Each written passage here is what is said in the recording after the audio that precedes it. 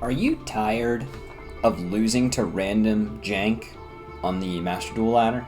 Are you tired of normal summoning monsters and losing the game because your deck is it's just not that good? It just doesn't have that much power in it? Are you tired of these meta sheep paying for these decks of full ultra rare cards? Are you tired of that? Are you tired of losing every die roll and always having to go second? Well, boy, do I have a deck for you. This is, in my opinion, the best budget deck you can make in Master Duel. Hello, my name is Neosynthesis. I am here to enlighten everyone on what I think you should be playing if you are either not going to invest a lot of money into this game, or you just want like a first deck just to see. You're going to invest like the $30 and you're going to see if you like the game. I think this is a really great place to start that off. So the deck is Tenyi. It's really good. So all the Tenyis have basically the same first effect, where if you control no effect monsters, you can just special summon it from your hand. Really, really good extenders. They're being used right now in Sword Soul in the TCG. Sword Soul is not in the game right now, so you're not just playing like the worst version of a Tenyi Sword Soul deck, which is pretty nice, because this deck would be horrible if there was Tenyis and if there was Sword Souls in the deck or in the game, because pure Tenyi is just really not going to be able to stand up to that. Anyway, this is like the best going second deck that I have right now in my collection. There's some stuff. There's a Elements Are Here Neos Fusion package for, if I can find it, it's like Rainbow Neos, and that card, that package is really good. I might consider running that in the future, but that is, like, I believe 5 Ultras or something like that. So this is a much more budget-friendly version.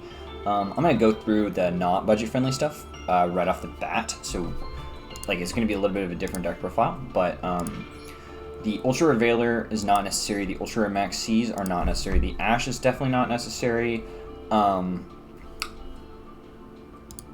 neither is the... yeah, I mean, that's it. Everything else is actually pretty necessary. Neither is the Accesscode, sorry. Neither is the Accesscode, the Halqi, or the Masquerena. All 3 of those cards they come up rarely enough that if you didn't play them, your deck wouldn't be that much worse off.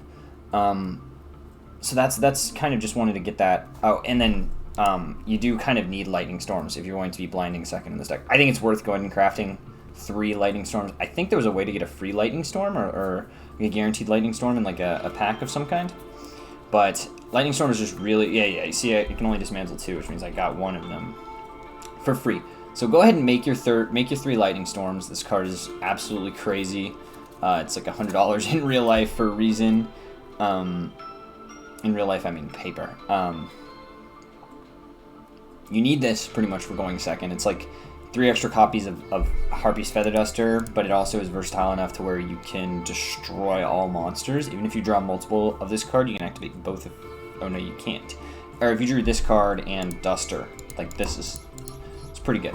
You don't play Raigeki. It's just not good enough. Raigeki is pretty weak. Boards that you're going to often Raigeki are going to like either come back, or it's just not going to be that much committed to the field, because that's just not really how the meta works.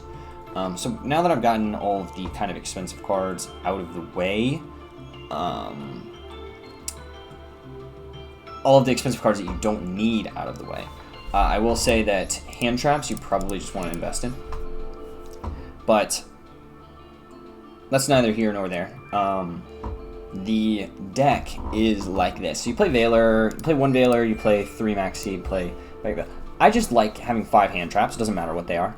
You could cut 1 Maxx and run another Ash. You could cut both Maxx and run 2 more Ash, or just 5 hand traps is what I came up with, is what I kind of like, because the rest of the deck I feel like is pretty necessary, set in stone. You need these cards in your deck.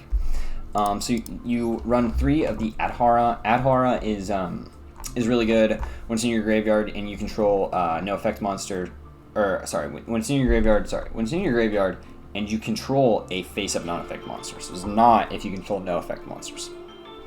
You can use this card to add one of the Tenyis that you already banished for their effect back to your hand, which can allow you to extend even further. But you run 3 of the Shthana. Shthana is really good. There's an interaction with Baxia where you can use Satya after your non-effect Tenyi is destroyed to just bring it right back, which can like basically allow you to link climb into bigger and better guys, create more and more damage on your board. So this card is really good. It's probably the best level 4 Tenyi. Mapura is good as well. It's only when a card targets your non-effect monster. So if your opponent's reading, you're probably not going to get too much value of Mapura, but it is like a nice little additional layer of protection you can have. Nahata is not bad as well. It's just like a 1500 damage battle trap, and I'm not mad about that. It's pretty good. Mare Mare is completely the best card in the deck. This card probably should be banned because it just allows you to do so many obscene things. So you can only special summon it with a worm monster, but that's not a problem because you have the best thing to summon it with, I think, ever, the Shaman of the Tenyi. You just discard a card and special summon a worm from your graveyard, so a lot of the times that worm is getting, or your Mare Mare might already be in the graveyard. Maybe it's sent off Foolish Burial, maybe it's sent off of the Vessel for the Dragon Cycle, or maybe you added it with your Heavenly Dragon Cycle.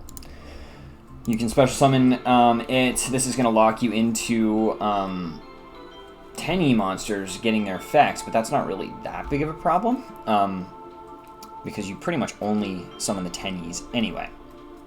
And you're most likely already locked into worms because of the next card, one of the next cards I'm going to talk about. Vishuda. Vishuda is probably...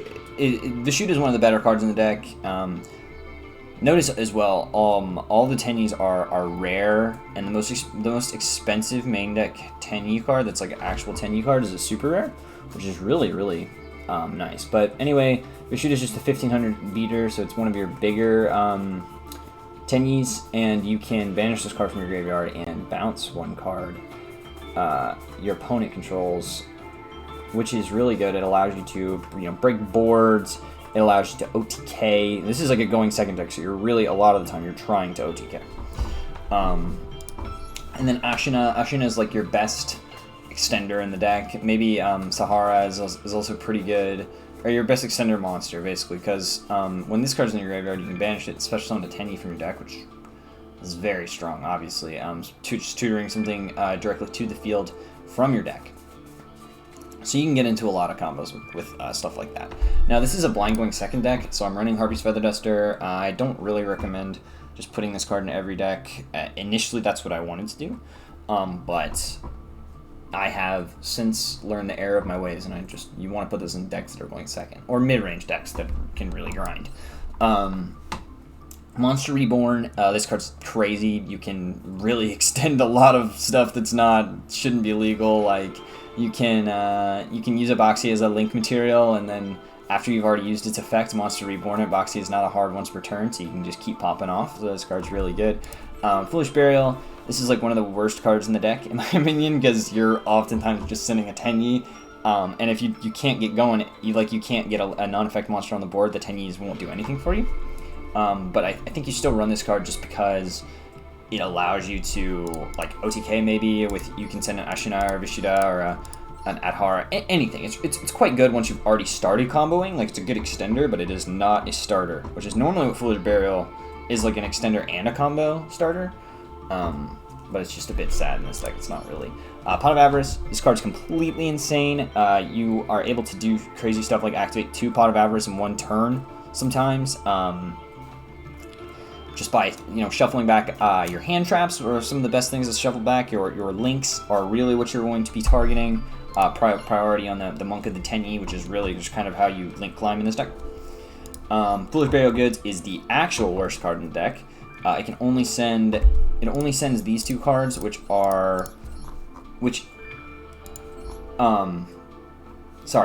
me. You can only send this card.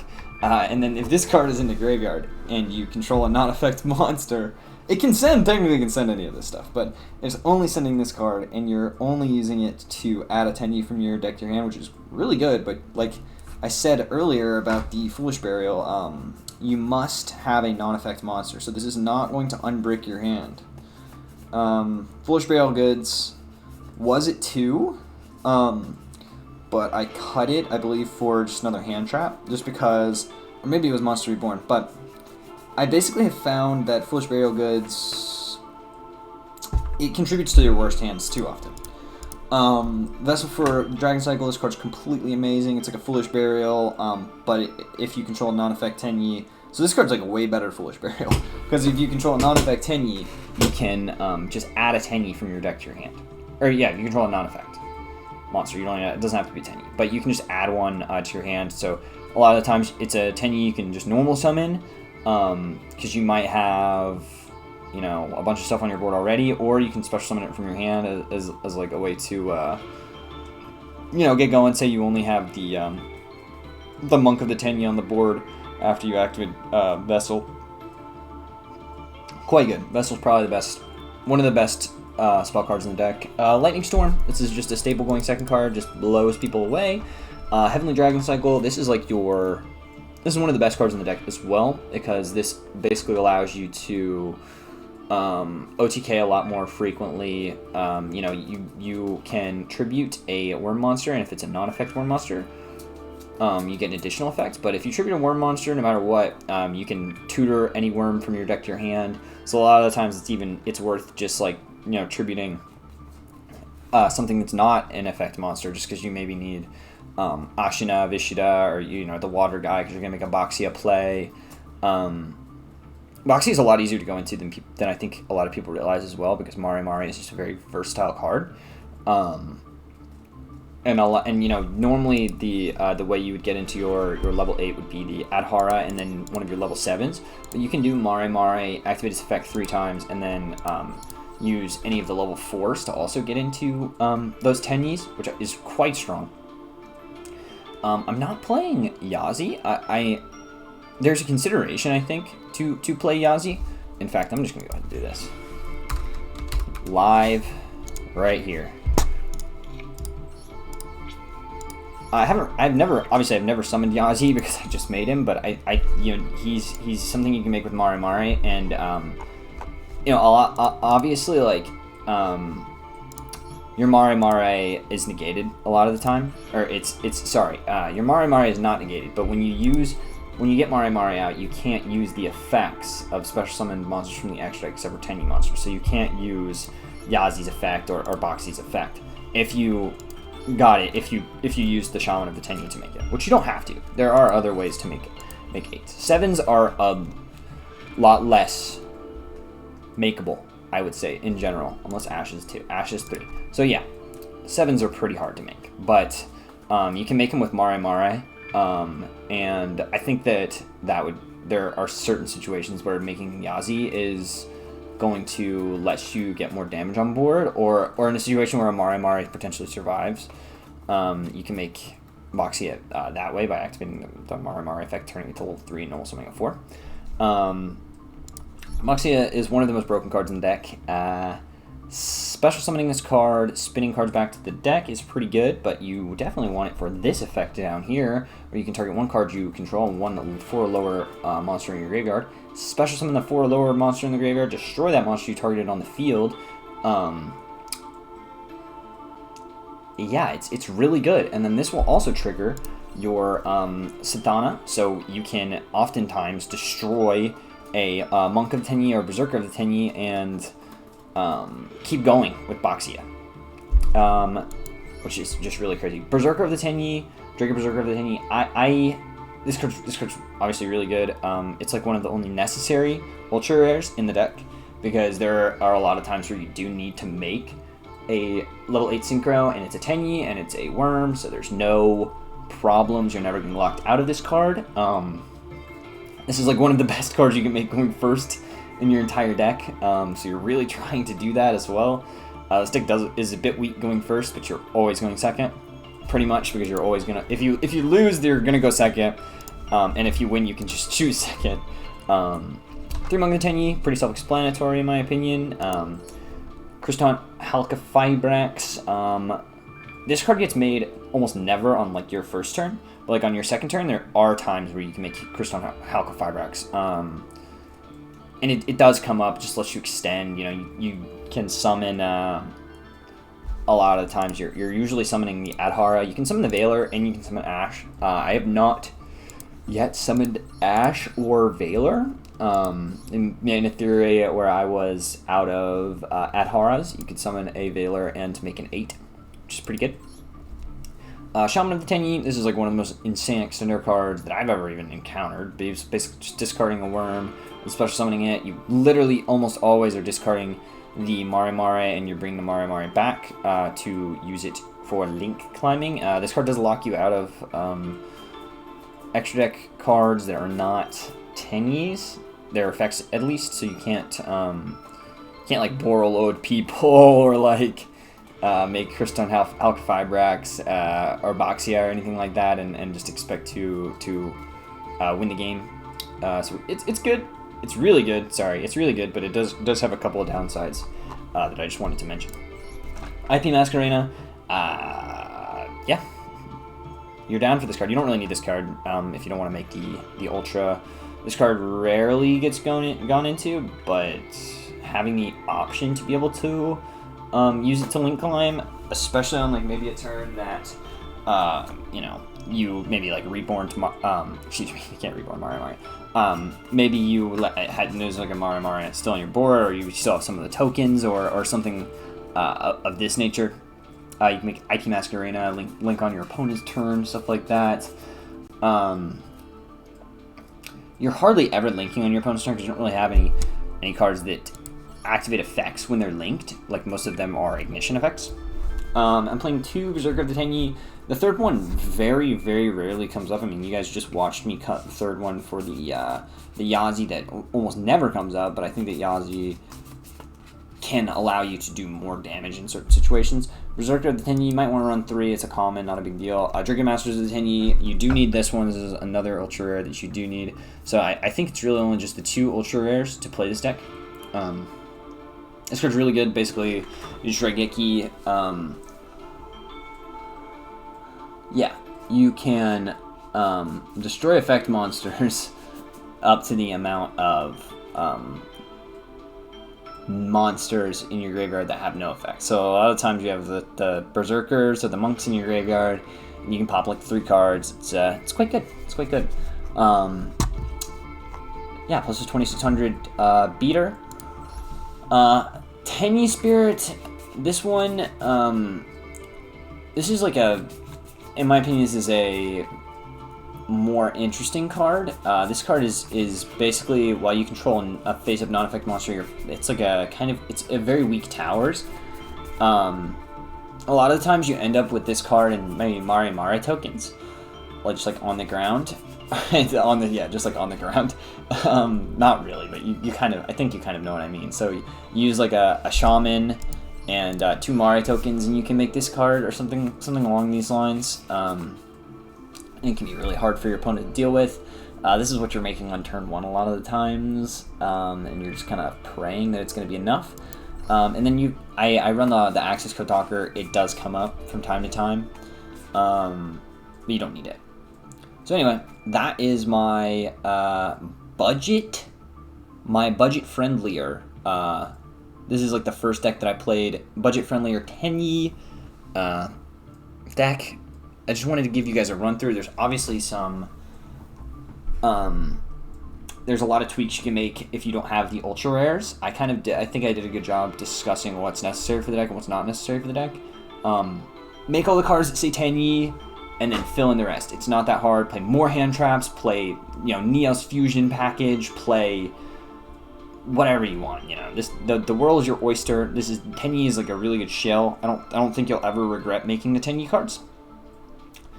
And you're gonna be able to crush any jank you encounter on the ladder. Like, this is like a jank killer. Anybody who's just like setting a monster and setting 2 back row and passing, they're losing the game to this deck. Anybody who doesn't really know that there's like meta game to Yu-Gi-Oh, and this is just a scrub killer deck. Anyway, it's been your boy Neosynthesis. This is the second deck profile I've made This is the first deck that I ever used. I climbed from unranked to I think about mid-silver with this deck pretty precipitously. So I hope you guys will be able to find similar success. I appreciate you watching. Please like, comment, and subscribe. Yes, comment. Quite.